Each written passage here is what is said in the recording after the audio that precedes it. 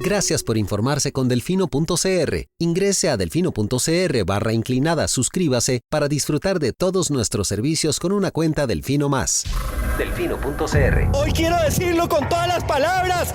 ¡Páguele a la caja! ¡Pague la deuda con la caja! He oído argumentos de todo tipo, pero pocos argumentos tan estúpidos, tan ridículos. Para mí es más rico comer arroz y frijoles en paz que venderle el alma a Satanás. Debería tomar un vasito de agua antes de hablar para que pueda coordinar la lengua con el cerebro. Pero aquí o todos rabones o todos culones, pero no unos ñatos y otros narizones. Se toman un vaso de me vale madre. Creo que me extrañaban, ¿verdad?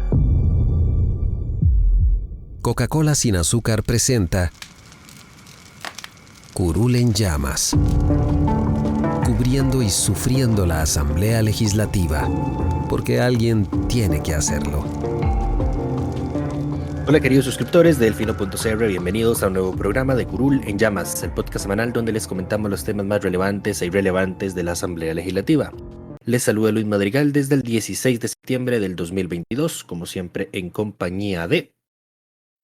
Espero que todos estén bien. Los temas para esta semana. Vamos a hablar del proyecto que presentó el Poder Ejecutivo para la venta del Banco BCR, del presupuesto 2023 y las audiencias que se han ido realizando en la Subcomisión de Asuntos Hacendarios, del proyecto que se le aprobó una vía rápida para que se transparenten las votaciones que se realizan en la Corte Suprema de Justicia. Vamos a hablar de un pleito que hubo en la reunión de jefaturas de fracción, así como de una reforma constitucional para cortar el plazo entre la primera ronda y la segunda ronda en elecciones nacionales, que se salvó a último minuto. Entonces, estaba por ser archivada, pero bueno, vuelve el tema.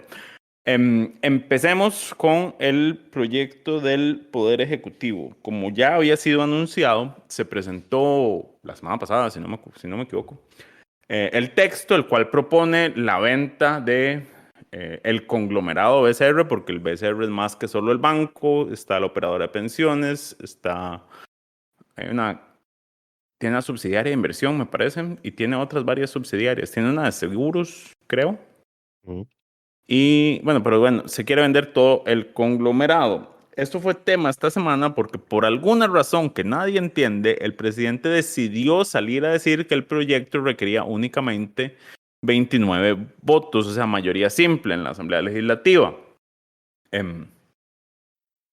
Dijo el presidente que a su entender, lo cual nada más evidencia que el señor no entiende mucho de estas cosas, pero bueno, rápidamente salieron todos los que saben del tema a desmentir y a decir que los criterios de servicios técnicos han señalado que cuando se vende, se cierran, se extinguen instituciones autónomas, se requiere la misma cantidad de votos con los que se crearon.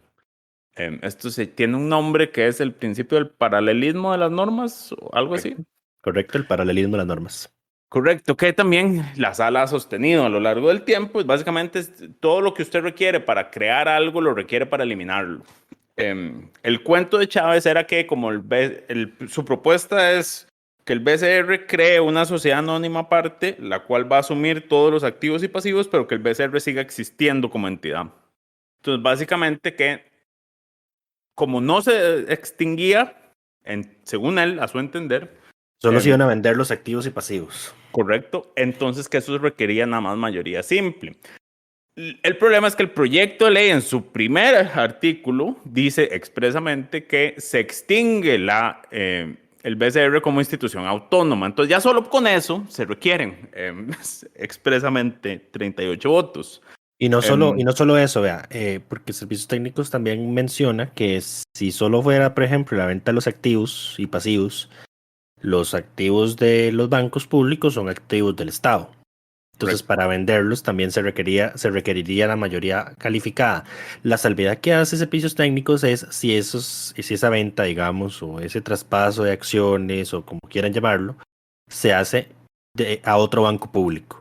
Pero estoy seguro que eso no es la pretensión del Ejecutivo, sino que lo compra alguien de afuera. Y de hecho, no sería posible asumir esa tesis porque el proyecto del Ejecutivo deja eso abierto.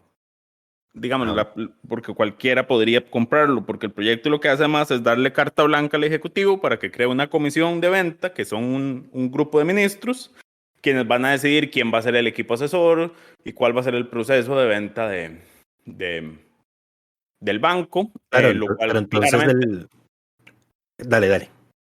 No, lo cual claramente ha levantado muchas sospechas desde la oposición, porque entonces, como digo, lo que están pidiendo es carta blanca para hacer negocio, Sí, no, básicamente. y entonces además eso tiene el siguiente problema, que hagamos el supuesto en el que el proyecto llega a votarse a plenario y se aprueba, pero no con mayoría calificada, sino con mayoría simple. Y se aprueba en los términos que está ahorita. Como está ese vacío, digamos, que mencionás, no podría venderse no podría venderse a un ente privado, solo a uno público, porque no habría alcanzado la mayoría calificada. Sería inconstitucional si las acciones son asumidas por un ente privado y no un ente público, ¿correcto? Ahí está. Solo entes públicos podrían comprar acciones bajo ese supuesto. Ahora, la diputada del Partido de Unidad Social Cristiana, María ¿Padilla? Marta, no, Carballo. ¿Carballo? Ah, ok, sí. Carballo es la subjefa del PUSC. Sí. Correcto. Ante este tema, lo que hizo fue lo correcto, me parece. Presentó la consulta a servicios técnicos para que aclararan si se requería o no mayoría simple o mayoría calificada. Y servicios técnicos confirmó lo que ha dicho en otros casos de que se requieren los 38 votos. Sí, porque ya esto se había analizado para el expediente 20.310, que era la transformación de Bancrédito en una sociedad anónima y traspasar sus acciones al Banco de Costa Rica. En el expediente 20.366, cierre del Banco Crédito Agrícola y traspaso al Banco de Costa Rica.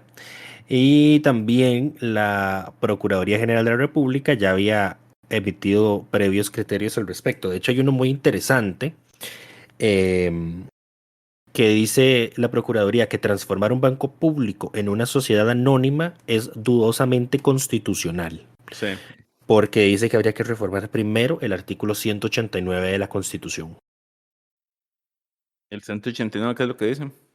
Es el que habla sobre las instituciones autónomas, si no mal recuerdo. Ya, ok. Porque lo que dice la Contraloría es, la Procuraduría, perdón, dice, en vista de que la Constitución política se refirió a los bancos estatales como instituciones autónomas, podría interpretarse que resulta absolutamente inconstitucional la disposición que establezca otra forma de organización para los bancos estatales.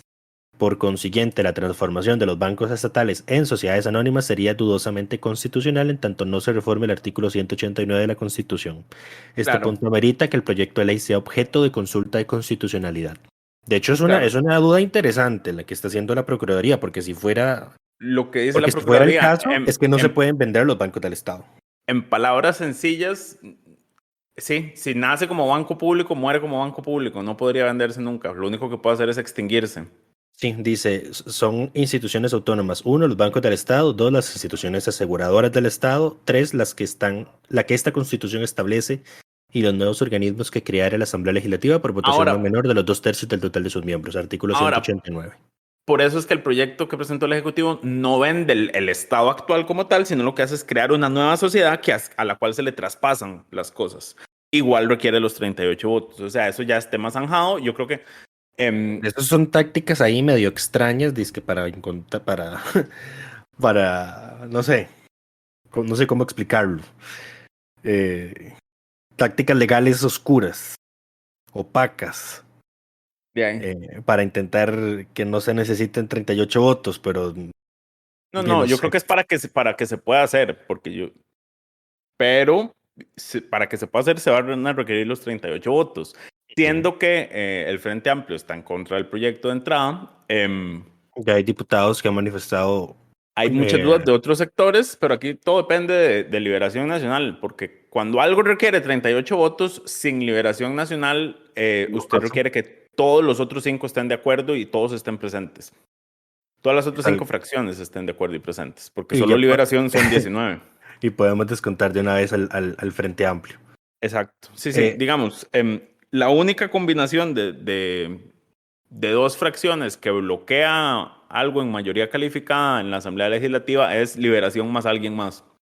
Ok, sí. Vea, yo quería aprovechar que estamos hablando de esto para mencionar un hilo de Twitter que escribió Priscila Sánchez. Ella me parece que es experta en En derecho Ajá. administrativo, tributario, es abogada, sí. Ella es abogada. El que le copió trabaja- Katia Rivera. Sí, exactamente, pero sí, nosotros sí le damos a crédito respectivo a doña Priscila. Ella enumera una serie de dudas, pues que sí, copió la jefa de fracción de Liberación, doña Katia Rivera, pero se resumen en las siguientes y hay una que en particularmente me llama la atención y quería mencionar. Primero menciona que en virtud del paralelismo de las formas, que es lo que acabamos de mencionar, si una entidad autónoma se crea con mayoría calificada, pues se requiere de la misma forma.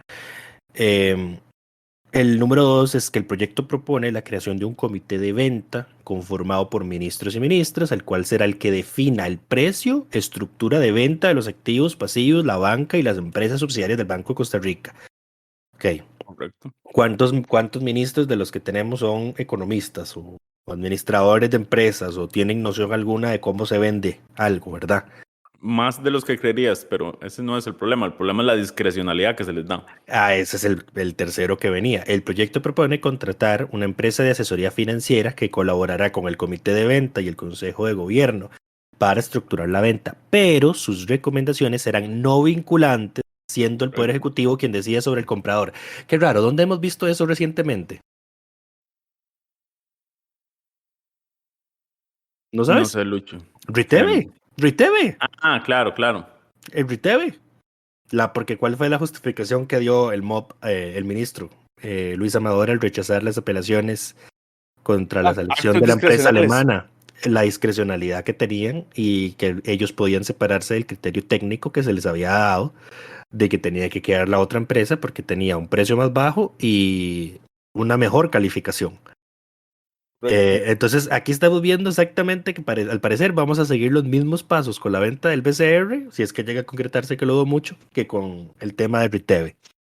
No, yo creo que este proyecto nació muerto y el presidente terminó de enterrarlo abriendo esta discusión de la cantidad de votos tan temprano, digamos, ni siquiera les dio tiempo de llegar a tratar de justificar nada. Sí, no, y además el señor ha empezado a atacar al BCR, ¿verdad? Es como... A bajarle el precio, sí, exactamente. abaratarlo, es que no hay otra forma de decirlo. Si usted habla mal, si usted como presidente de un país habla mal de un banco estatal, no hace más que bajarle el valor. Y me dio risa porque hoy llegó un comunicado del BCR que decía que el BCR es la primera entidad financiera que recibe la etiqueta o este reconocimiento que De da Esencial Costa Rica. Esencial Costa Rica, exacto. Entonces, Esencial Costa Rica para vender. Sí, mira, yo en todo caso, yo tengo entendido que el BCR es el banco más grande estatal, ¿no? Ahí hay una discusión entre cómo se define más grande. Yo creo que el Nacional tiene la cartera más grande, si no me equivoco. El BCR tiene más clientes. Okay. Pero no estoy seguro. O sea, yo sé que depende de la definición que usted utilice, hay uno o el otro es el más grande del país. Ok, entendido. Bueno, el 4 es, el proyecto de ley propone crear una sociedad anónima con un único socio, siendo este el BCR, entidad autónoma, contradiciendo lo establecido en el artículo 104 inciso A del Código de Comercio, que dispone que para crear una sociedad anónima se requieren por ley 2 socios. Lo cual es muy interesante porque lo que hace el proyecto además, en una parte dice que para todo lo que tenga que ver con la venta del banco, lo que aplica es lo que esa ley establezca y no lo que digan todas las demás leyes. Sí. Eso dice uno de los artículos. Entonces, como si sí, la Ley General de Contratación Administrativa no cuenta. La Ley de Comercio tampoco. Nada. O sea, todo lo que diga la ley. Entonces, ahora nos estamos extendiendo más de la cuenta en un proyecto que está claramente muerto. Lo otro que yo quería mencionar de la venta del BCR, ya se me olvidó, Lucho. Lo de las cargas para fiscales. Lo de las cargas para fiscales, exacto. El tema es, bueno, el BCR tiene por ley que otorgar cargas para fiscales a una serie de entidades que está CONAPE, Infocop y no sé qué más. Comisión Nacional de Emergencias. Correcto. Es como un 20% de sus utilidades netas que el Estado tendría que sacar de otra parte. El presidente tuvo la genial idea de decir que como el BCR iba a seguir operando, ese 20% pasa a ser parte de sus utilidades y entonces paga renta sobre ese 20% y ahí el Estado tiene que ver cómo lo redistribuye. Lo cual es completamente absurdo y no tiene sentido, digamos. Es absolutamente engañoso. Correcto.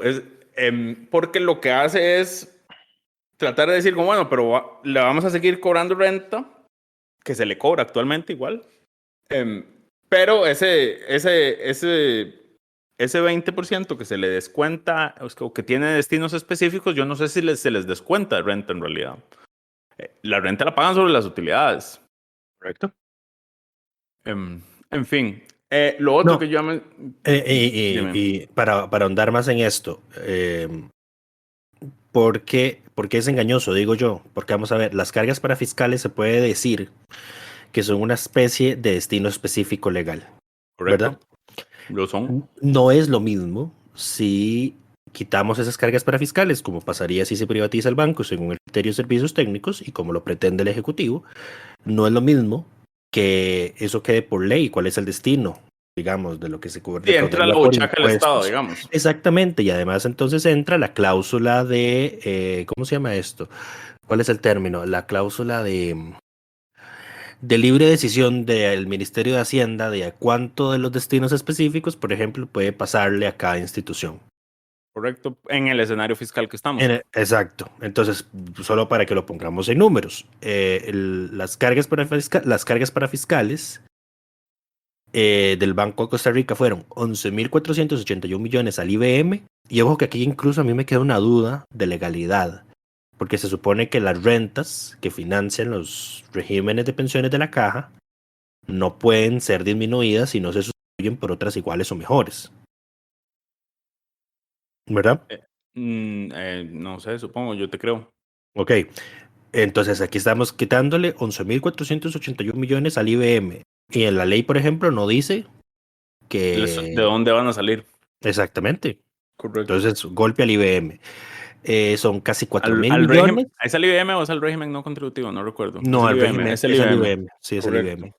Son 4.000 millones a CONAPE, que es la que da préstamos para financiar educación. 3.700 millones al Infocop, que yo creo que digamos, es el que menos le dolería a la mayoría de la población, dado los escándalos de corrupción que tiene Infocop. Son 3.000 millones a la Comisión Nacional de Emergencias y 1.000 millones a las operadoras de pensiones de capital público. Ahora, ajá. No, lo que yo digo es, esto es un comentario para que consideren las y los congresistas. Si están dispuestos a eliminar las cargas parafiscales por completo, no tendría más sentido destinar por, digamos, unos años esas cargas parafiscales al pago de intereses y de deuda. Porque entonces pagás, digamos, tenés una nueva entrada para pagar, porque ya estás tomando la decisión de que vas a prescindir de esas cargas, ¿verdad? Con la venta al banco. Ajá. Bajo ese supuesto, ¿no sería más productivo tener una fuente de ingresos fija para pagar intereses de deuda en lugar de nada más hacer un abono al principal? Y después te quedas sin las cargas parafiscales y sin los recursos que ingresan constantemente. Y nuevamente te endeudas y luego, ¿cuál es el banco siguiente que hay que vender? Pero bueno, en fin, sigamos. El VIXA, pero ese sí se puede vender. Ah, sí, no, era un comentario, era retórica, May. El que sigue es el Nacional porque el Popular no se puede vender. Yo con el Popular tengo una relación amor-odio, dado lo que descubrimos en el trámite de los proyectos para dar el ROP. Pero no vamos a hablar de eso hoy. Correcto. Pero bueno, pasemos al siguiente tema, que era el presupuesto 2023. Como ya les habíamos mencionado, esto ya inició su trámite en subcomisión. Están haciendo el desfile de ministerios, que es que llega cada jerarca a defender su presupuesto y a recibir consultas de las y los congresistas sobre partidas, como por qué crece una partida, por qué crece otra. Es el trámite usual de septiembre. Lo que es diferente en esta ocasión es que todos los ministros y ministras que están llegando llegan a quejarse de los recortes que le han hecho. Usualmente lo que ha pasado en el pasado es que las instituciones salen a decir todos los problemas que les generarían los recortes cuando los diputados y diputadas empiezan a meterle machetazos al presupuesto. No es usual que lleguen a quejarse del presupuesto que presenta el Poder Ejecutivo. Y esto es algo que tanto don Jonathan Acuña como don Eliezer Feinsack señalaron en la comisión. Y es que, bueno, ya, aquí ustedes tienen un tema que resolver como Ejecutivo, porque no puede ser que vengan aquí a pedirnos a nosotros que les resolvamos los recortes que el Ejecutivo está presentando. Que además el Ejecutivo presentó un presupuesto al tope de la regla fiscal, lo que significa que la Asamblea puede recortar lo que quiera, no tiene margen para meter sin recortar en otras partes. Lo cual reclamaban los dos diputados que... Y aún, y esto hay que aclararlo, y cuando la Asamblea presupuestara la plata, no podrían ejecutarla. Tendría una limitación de ejecución, correcto, si se presupuesta por encima de... Porque la regla fiscal aplicas al momento de presupuestar y al momento de ejecutar, correcto. Correcto. Pero bueno, entonces ellos dicen, ustedes lo que nos están diciendo es que vengamos nosotros a priorizar, a ponerle las prioridades al Poder Ejecutivo porque fue incapaz de definir sus prioridades. Entonces, eso es lo que ha sucedido. ¿Qué se ha conocido hasta el momento? Bueno, cosas como que después de... Bueno, primero que Hacienda, en la mayoría de los casos, no conversó con las instituciones para definir sus prioridades y sus presupuestos. Que después de un ejercicio inicial les faltaba recortar como un 1.90, me parece que era, del presupuesto total para cumplir con la regla. Entonces le metieron una tajada a todos por igual de 1.90. Sí, ¿qué más? No, y eso ese es en resumen así, porque vamos a ver, si uno lee la exposición de motivos del presupuesto nacional, se da cuenta, por ejemplo, que a la hora de incorporar los gastos por el reconocimiento del aumento salarial para los ministros y los viceministros, cada ministerio, digamos, ahí sale Hacienda, porque es Hacienda prácticamente el que hace eso, sale diciendo, bueno, tuvimos que recortar aquí y acá para hacer este reconocimiento. Correcto. Bueno, recordemos que también hay otro proyecto que presentó el Ejecutivo para flexibilizar la regla fiscal, que ese no ha entrado en discusión porque están en hacendarios en otros temas. Y es que además no soluciona todos los problemas que tiene la regla fiscal. Soluciona en teoría lo que es urgente y de interés para el Ejecutivo, pero no soluciona todos los problemas que se han señalado con múltiples instituciones afectadas por la regla fiscal. Correcto, pero soluciona un gran tema para el Ejecutivo y es que saca los intereses de la regla fiscal. Los intereses son una cuarta parte del presupuesto, que crece a un ritmo de 3 veces el límite de la regla fiscal. Entonces, solo con eso ya le da un respiro, pero ese proyecto está ahí esperando a ver qué pasa.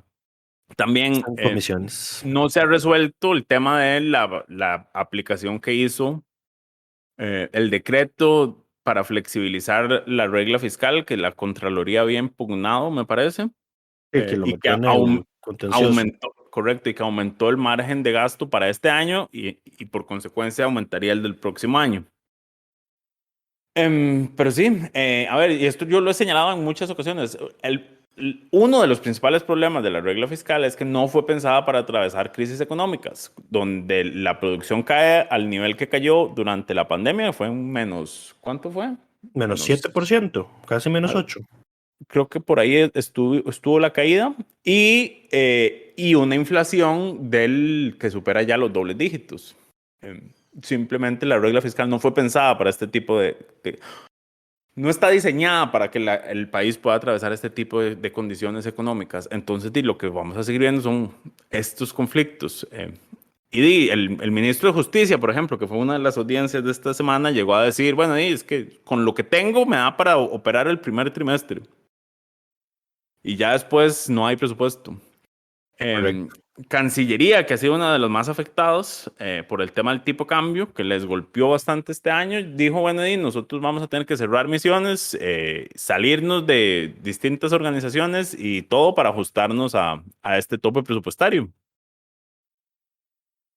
Ya quiero ver a cuáles organismos nos vamos a salir. Él dijo que había una asociación de francofonía y Eliezer Feinsack salió a decir como, bueno, ¿cuánta gente habla francés en este país? Y le llovió, por supuesto, en redes sociales por insensible. Nada nuevo. Business as usual. Costa Moras. Sí, y hablando de tiraderas contra don Eliezer. Hubo un incidente en la reunión de jefaturas de fracción ayer jueves. Correcto. Mientras estaba hablando del proyecto de ley para reinstalar, digamos, las sanciones o las obligaciones a los patronos de reportar su planilla cada 6 meses al Ministerio de Trabajo para determinar si Correcto. están cometiendo discriminación laboral basada en género. Este proyecto ya estaba listo para el segundo debate, pero a último momento, vamos a ver, el segundo debate que Ministerio de fue, Trabajo se opuso, sí, dijo que no dijo que era tenía, incapaz ajá, de hacer lo que se le pedía, que es básicamente cruzar Exceles, pero bueno. sí, entonces don Jonathan Acuña atinadamente, jefe del Frente Amplio, atinadamente decía, bueno, y así pretenden que les aprobemos jornadas 4-3, Ajá, exacto. Es como usted que es se incapaz supone, de regular esto, pero va a ser capaz de controlar jornadas 4-3, que se sí, cumplan según los requisitos de ley. Si ni tienen inspección laboral operante, digamos, correcto. funcional. Ahora, interesante el proyecto, porque yo pensaba, a ver, las planillas, aquí estamos hablando de grandes empresas, saquemos pymes y mipymes, que en la mayoría de los casos tienen una persona empleada o dos a lo sumo. Eh, pero digamos, las grandes empresas este ejercicio ya lo hacen porque tienen que presentar sus planillas mensuales y en las planillas va el puesto y la información de la persona trabajadora. Lo que se debió haber hecho es una ley que le permita a la caja enviarle esos datos al Ministerio de Trabajo. Que técnicamente es lo que se necesitaría, digamos. Eso sería una solución más sencilla, porque se llama te ahorras el trámite de las empresas tienen que presentar la planilla a la caja mensualmente y además cada 6 meses un reporte. La lógica del reporte era que el Ministerio de Trabajo iba a definir sectores que tenían que presentar y cuáles no. Pero sería mucho más sencillo una ley que autorice a la caja a compartir esa información con el Ministerio de Trabajo, se la pasa ya tabulada porque la caja la recibe tabulada y trabajo lo que tiene que hacer es nada más cruzar por empresa, puestos y salarios. Eso es una fórmula.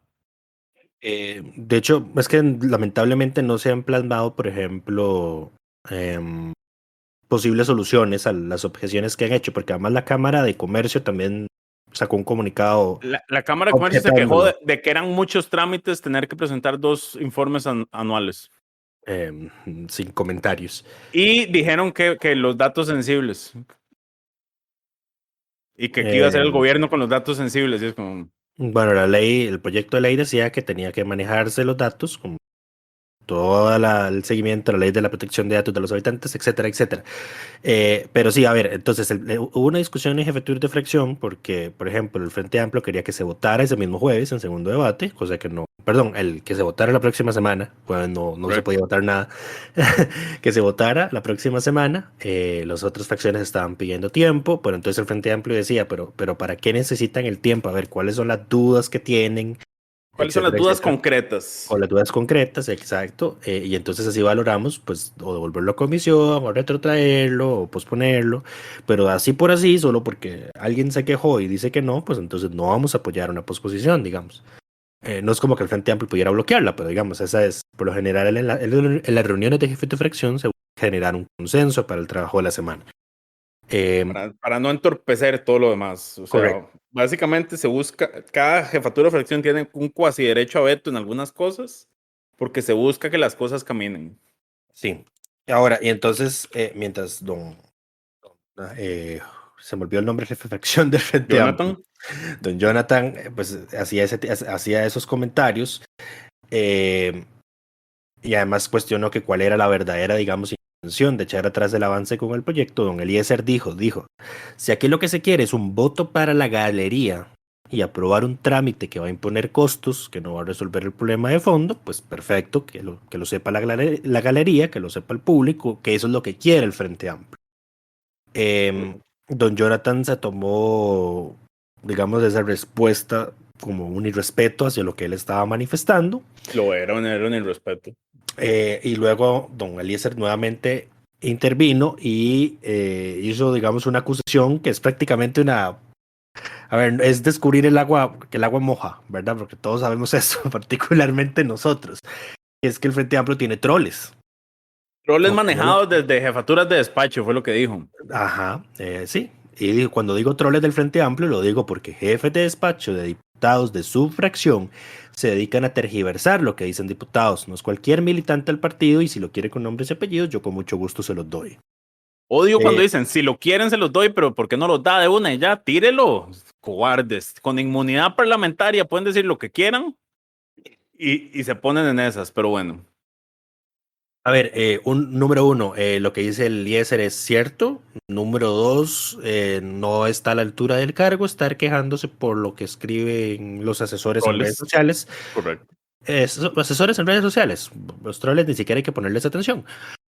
Porque yo creo que ya esto ya se ha discutido varias veces en periodos legislativos anteriores. Creo que inclusive se han abierto procedimientos administrativos sancionatorios y en todos Hay, los hay funcionarios. actuales diputados que antes eran asesores que manejaban Sí, páginas de troles. incluido, sí, me voy a quedar ahí. Pero al final todo esto se enmarca en el tema de la libre expresión que tienen los asesores, mientras no lo hagan en horario laboral. Y de ahí entonces pues no hay falta sancionable.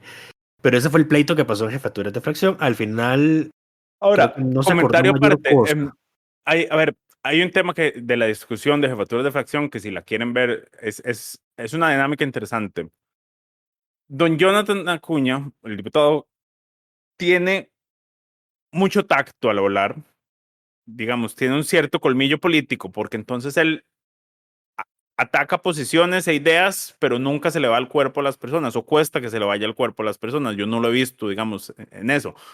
Pero sí responde cuando por ejemplo, el diputado Feinsack le dice que está hablando para la gradería, exacto. Y porque si uno ve la grabación, Jonathan empezó diciendo, bueno, yo creo que por el fondo todos estamos de acuerdo. Entonces ya con eso, no tiene razón el diputado del liberal progresista para después salir a decir que es que están tergiversando, que ellos no quieren apoyar, porque de entrada él dijo, todos estamos de acuerdo por el fondo, pongámonos de acuerdo en las formas.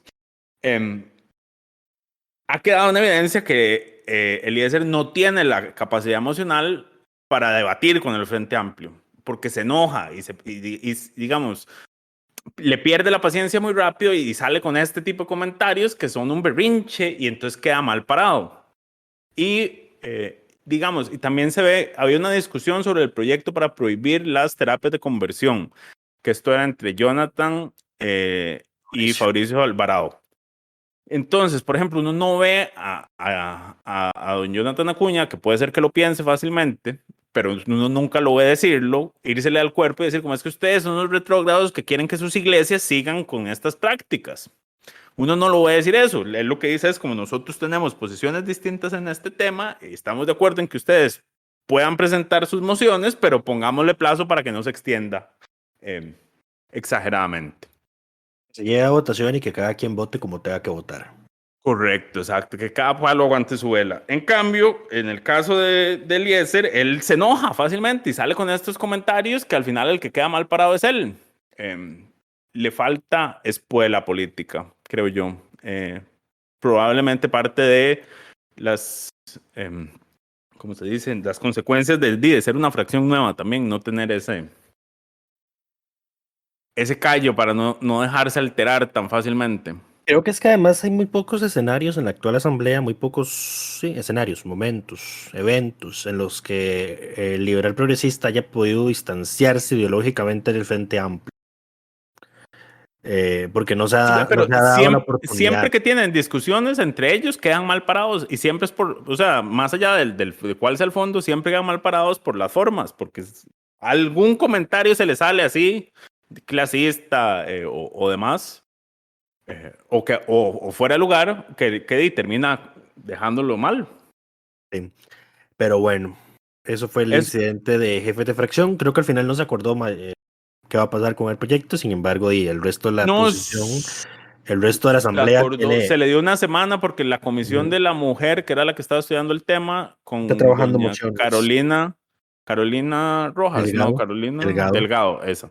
Carolina Delgado de la Comisión de la Mujer iban a revisar el tema y la próxima semana iban a dar una actualización para ver cuáles eran los comentarios y posibles salidas. De nuevo, mi recomendación, una ley que autorice a la caja para compartir esa información con el Ministerio de Trabajo. Es más, puede ser hasta desanonimizada, nada más si es hombre, mujer, puesto y salario. Por empresa. Si encuentra alguna irregularidad, que la inspección laboral pida la información como tiene derecho a pedirla y ahí sí puede hacer las investigaciones del caso. Exacto, una ley así soluciona ese problema de fondo. Me Y eso es parece. una fórmula, usted pone con Machine Learning a revisar los Exceles que le llegan y la vara sola le tiras donde hay incongruencias. Que dice Mike que va a redactar una propuesta No, de texto sustitutivo. no, me niego, que resuelvan ellos sus problemas, yo tengo muchos míos que resolver. Ok. Seguimos adelante, hablando de resolver problemas. Había una reforma constitucional planteada en la pasada Asamblea Legislativa para recortar el plazo entre la primera ronda y la segunda ronda. Esa propuesta iba a ser archivada porque el Tribunal Supremo de Elecciones básicamente dijo es que nosotros necesitamos esta cantidad de tiempo para contar y esta cantidad de tiempo para prepararnos, entonces lo que se recortaría son como una semana, 2 semanas, y en ese momento dijeron como, no, esto es un recorte insuficiente, no nos ayuda en nada. Sin embargo, esta semana decidieron salvar la propuesta. Lucho. Sí. A iniciativa del que estábamos criticando hace unos momentos, don Eliezer Feisen, que propuso una moción de texto sustitutivo para fijar la segunda ronda déjenme verificarlo para no meter las patas, el primer domingo de marzo, y dando la posibilidad al Tribunal Supremo de Elecciones de que mediante una resolución debidamente fundamentada pueda hacerlo de forma excepcional en el tercer domingo de marzo. Lo cual recorta una semana, 2 semanas. La segunda ronda. En la del 1 de marzo. No, en la del tercer Primer domingo de marzo. Ok, sí, pero digamos, eso sería la excepción en caso de que pasara algo que imposibilitara al Tribunal Supremo de Elecciones, pues hacerlo el primer domingo de marzo. Pero queda ahí la salvedad. Ahora, un comentario sobre este tema. No están atacando el tema de fondo. A ver, el problema no son los 2 meses, que los 2 meses existan porque alguien se los inventó, es porque se hace un conteo manual que hace el tribunal y en el cual están sentados en 5 mesas cada uno de los magistrados y magistradas activos en ese momento, porque recordemos que en periodo electoral entran dos magistrados suplentes como propietarios. Entonces hay un límite de capacidad de lo que ellos pueden hacer en cierta cantidad de tiempo. Hay, ¿cómo se dice? Limitaciones humanas. ¿Cuál sería y eso es lo que más retrasa el periodo de la declaratoria oficial de elecciones, que es lo que se requiere para hacer la convocatoria de segunda ronda? ¿Cómo se podría solucionar este tema? Ya que estamos en una reforma constitucional, bueno, por ejemplo, si el problema es que el tribunal dura mucho contando por ese procedimiento, ¿cómo se agiliza ese procedimiento? Mete, por ejemplo, en la reforma constitucional que en elecciones los magistrados suplentes todos entran en funciones para el conteo, únicamente para el conteo. Y entonces, en lugar de tener 5 mesas contando al mismo tiempo, puedes tener 10 mesas contando al mismo tiempo. Tendrías que aumentar la cantidad de magistrados suplentes, pero siendo que estás haciendo una reforma constitucional, lo puedes hacer. Y entonces, en lugar de el tiempo que dura actualmente el tribunal contando manualmente, lo reducís a la mitad porque duplicás la capacidad de conteo. Así es como se soluciona un tema de estos. Digamos, viendo cuál es el problema de origen, no nada más pensando en qué lindo sería que esto durara 1 mes y no 2 meses. Como si fuera que las cosas pasan porque el tribunal quiere, o sea, por falta de voluntad. Hay temas materiales. Pero además, digamos, es que yo si no mal recuerdo, no se cuenta todos los votos en el escrutinio manual. Pero van pasando tula por tula. O sea, no cuentan todos los votos, pero sí se sientan en la mesa, abrir las tulas, a ver las actas, y alguien puede impugnar, y si impugna hay que contar manualmente y demás. Pero sí se sientan a ver tula por tula. De hecho, sí, estaba viendo aquí el reglamento, por ejemplo, que se usó para el 2022, y dice que solo se hace recuento de los votos en casos excepcionales, y son 1, 2, 3, 4, 5 en juntas donde hubiese apelaciones o demandas de nulidad. Correcto. En juntas donde los resultados sean inconsistentes, cuando al momento del conteo preliminar no estén presentes al menos 3 miembros partidarios. Entonces yo creo que aquí también entra algo que es de resorte de los propios partidos. que es que la gente que consiguen para el día de las elecciones, pues se les va, o no llega el que haya momento por lo de menos contar. 3. Ajá. Exactamente, pues entonces ya con el hecho de que haya 3 representantes partidarios, o 2 y un auxiliar electoral, pues entonces ya eso pues hace innecesario que esa, por ejemplo, esa tula tenga que contarse. Entonces son menos por contabilizar, pero me parece a mí, estoy especulando porque no tengo los datos a la mano, pero me parece haberlo visto, que eso es uno de los factores que más alarga, digamos, el tiempo, ¿verdad? Porque es que la gente que consigue los partidos, pues no llega o llega durante el proceso de la emisión del voto, pero se va a la hora del conteo, que es cuando verdaderamente se les necesita. Correcto, pero al final, a ver, nosotros sabemos porque uno va viendo cómo avanzan las mesas cuando el tribunal va haciendo los cierres diarios. Hay una limitación material de cuánto es lo que pueden avanzar en un día. Entonces, multiplicar la cantidad de gente que puede estar haciendo eso y reducir el tiempo total que dura el tribunal. Ahorita es un mes lo que dura, más o menos. Este año fue como la primera de marzo que dieron la declaratoria oficial y la convocatoria. Sí, las otras dos son cuando se pierda el padrón registro, ¿ok? O hay observaciones que ameriten un recuento. Y la última es cuando, tratándose de la papeleta presidencial, el total del cómputo hecho por las juntas receptoras de votos, el cómputo, digamos, digital preliminar, arroja una diferencia de 2 puntos porcentuales o menos entre la nómina más votada y la que ocupa el segundo lugar, o entre el segundo lugar y el tercero, de ser necesaria la segunda vuelta. Es cuando se procede el voto por voto. Pero sí, me imagino que varios mecanismos pueden usarse para cortar ese plazo aún más. Ahora, lo que ocupas para cortar el plazo es más gente, porque no hay otra forma. Y esto aquí nos da para hablar de un proyecto de ley que presentó un diputado del PUSC. Ajá. ¿Cuál? Don Horacio Alvarado. Ah, Jesucristo, se me había olvidado. Se nos había olvidado eso, sí. ¿Eso fue esta semana? Eso fue esta semana. ¿Qué semana? Eso fue esta semana. Ok, sí, Lucho, contame cuál fue la semanita, genial idea. Semanita corta, pero llena de congojas. Resulta y acontece que don Horacio Alvarado Bogantes, diputado del PUSC, Exalcalde de Belén, por el PUSC, exactamente, presentó el proyecto 23.350 denominado Cumplimiento de la obligatoriedad del ejercicio del sufragio.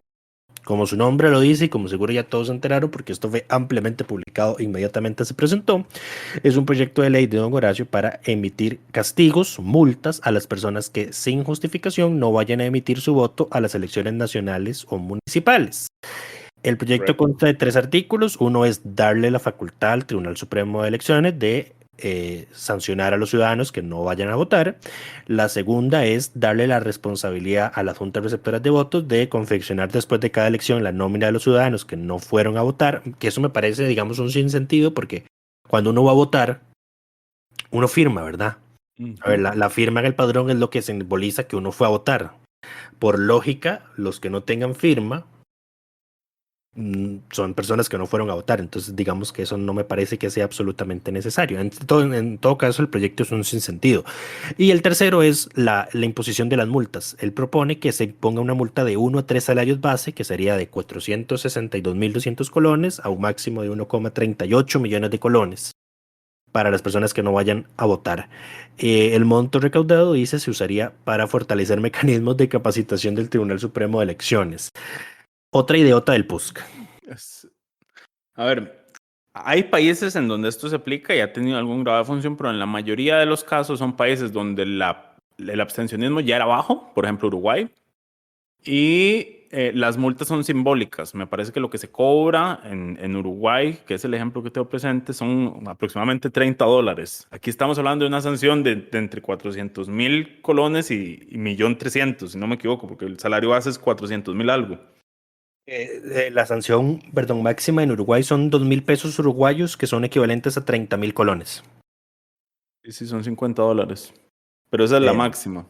Esa es la máxima. La otra son 500 pesos uruguayos. Qué terrible, ¿verdad? Porque todo el mundo se le fue encima a este diputado. A ver, porque primero, estamos ignorando las causas estructurales del abstencionismo, ¿verdad?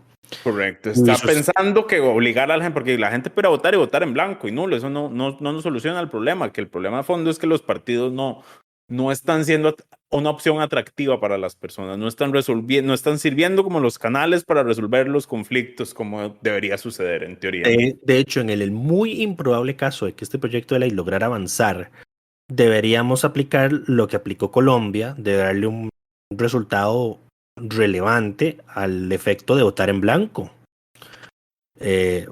Pero en todo caso, obligar no garantiza el ¿Te imaginas cumplimiento. si hay más votos blancos, se tiene que repetir la elección? ¿Sí? ¿O sí? Eso no se puede en sistemas o sea, eso no es conveniente en sistemas con elecciones fijas como las nuestras, porque entonces, ¿qué haces? El ejecutivo que está, mientras no haya una opción, sigue. Esa es una muy buena pregunta. No estoy al tanto cómo funciona eso en Colombia. Eso sirve más en sistemas parlamentarios donde las elecciones pueden suceder en cualquier momento, digamos. Bueno, pero es que en Entonces, ahí Colombia, tiene sentido de que si no se logra, bueno, seguimos adelante. Colombia Colombia no no sé cómo lo hacen, no sé cómo lo Colombia no hacen. es parlamentario. No, pero por eso no sé cómo lo hacen. Ok, sí. Pero bueno, habría que darle un número uno, un papel relevante a eso, o ver cómo se maneja. Lo otro es que la multa absolutamente es exorbitante.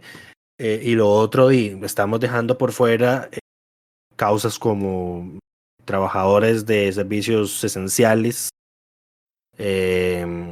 personas enfermas, personas que viven en zonas rurales, en No, comunicación. siempre hay un porcentaje. La idea sería que el proyecto dice que el tribunal va a reglamentar y va a incluir las causas en las cuales usted puede justificar su ausencia. Igual. Digamos, si usted está fuera del país, está justificado. Si está en el hospital, está justificado.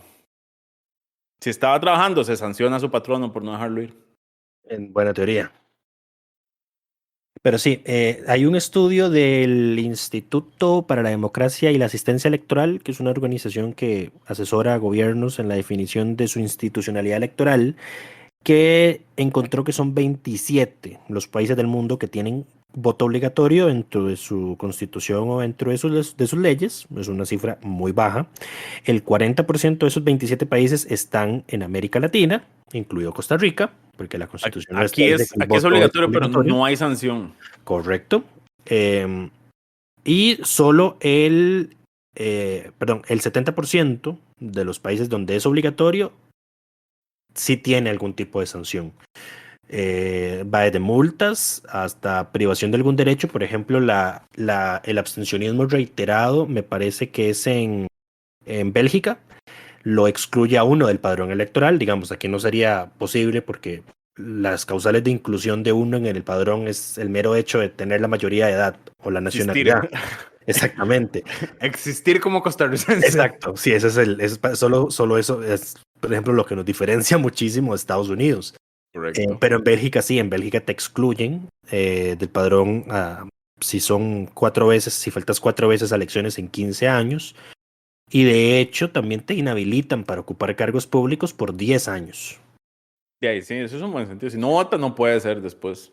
Ajá. Y digamos, me parece que el caso más heavy es Grecia, donde tienen contemplada la pena de cárcel, solo que no se aplica. Pero la tienen contemplada. Es el único país. Sí, la cuna de la cuna de la democracia. Dicen ellos. ¿Tenés algún sustento histórico para refutar ese dato? Ninguno que quiera mencionar en este momento. Ok. Ya nos hemos extendido demasiado. Sí, ¿nos queda algo más o solo eso es todo? Antes de hacer un breve anuncio de última hora. No, eso es todo. Nada más que esta semana, como fue semana corta, cortísima. Bueno, suave. Había un tema varios que yo quería mencionar y es que esto es nada más me pareció muy gracioso. El Frente Amplio, el diputado del Frente Amplio, Ariel Robles, presentó un proyecto de ley. Ellos siempre presentan el proyecto de ley con la firma de toda la bancada, pero hay una firma principal. Presentó un proyecto de ley para que las sesiones del Consejo de Gobierno sean públicas, excepto aquellos temas que sean secreto de Estado. Volvemos a que en este país no existe definición de qué es secreto de Estado. Esto me parece que trolear al presidente, porque esto era una promesa de campaña que hizo Rodrigo Chávez, que no solo la dijo en diversos espacios, foros y debates, sino que está escrita en su programa de 25 páginas que presentó al Tribunal Supremo de Elecciones. Y que por supuesto una vez en gobierno decidió hacer como si la cosa nunca hubiera existido porque le presenta unas ciertas complejidades. A mí me parece que dijo incluso, lo cual no dejó de hacerme risa, que era una reforma cosmética, lo cual es básicamente decir que su plan de gobierno tenía propuestas cosméticas.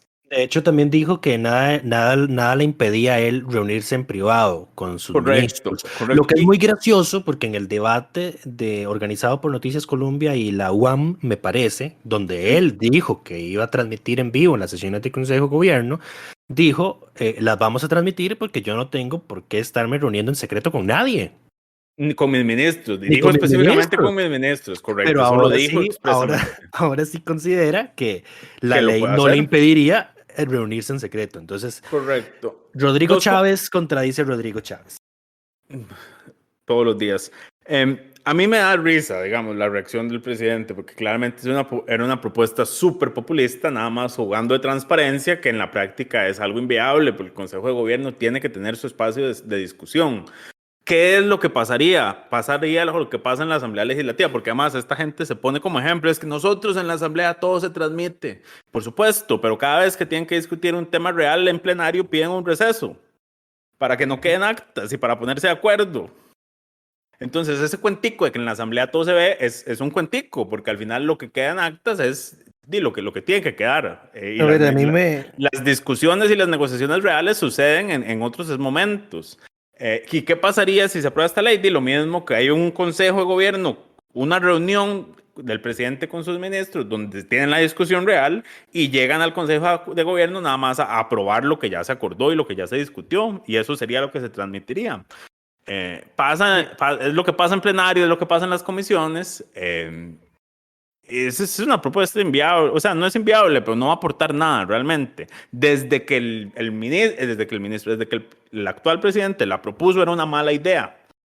Pero me encanta que lo troleen de esta forma. De hecho, sí, es una buena troleada. Pero sí, o sea, la realidad es que yo creo que ningún país hace transmisiones en vivo de las sesiones de su consejo de gobierno, porque a ver, no son temas menores los que ahí se tratan.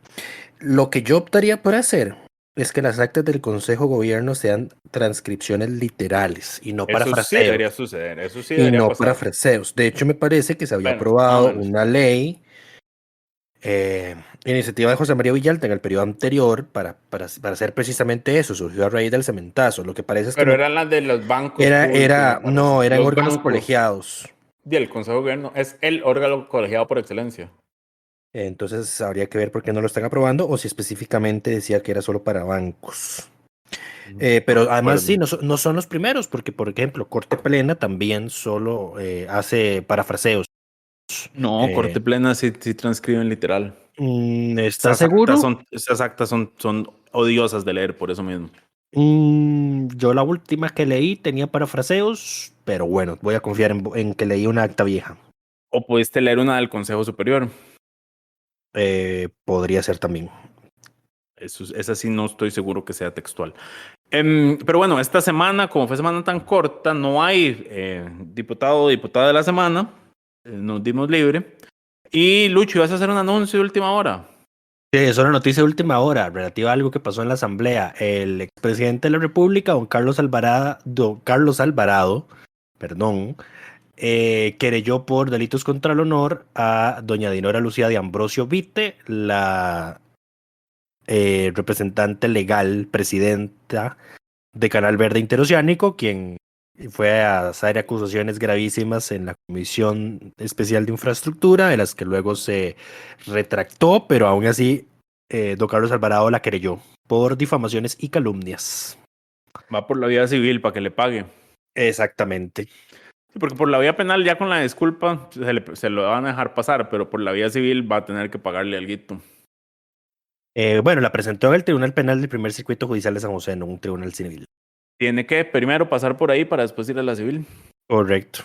Pero bueno, en fin, eso es todo por esta semana. Esperamos que todas y todos estén bien. Y un anuncio, para si llegaron hasta acá, si se oye diferente el audio, es culpa de Lucho, porque tuvimos que grabar a distancia. Hoy no me quiso recibir en su casa para grabar. Correcto. No me hago responsable de la calidad del audio porque sí, estamos grabando en línea. Espero que no se haya cortado mucho. Espero que se oiga bien. Esperamos la próxima semana grabar presencialmente de nuevo. Y nos escuchamos en una semana. Coca-Cola sin azúcar presentó Curul en llamas, cubriendo y sufriendo la Asamblea Legislativa, porque alguien tiene que hacerlo.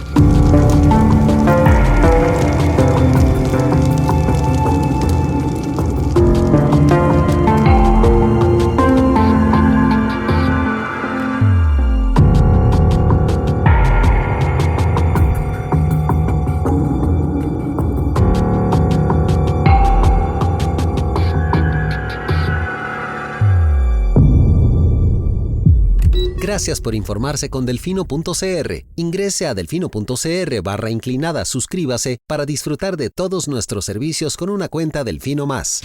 Delfino.cr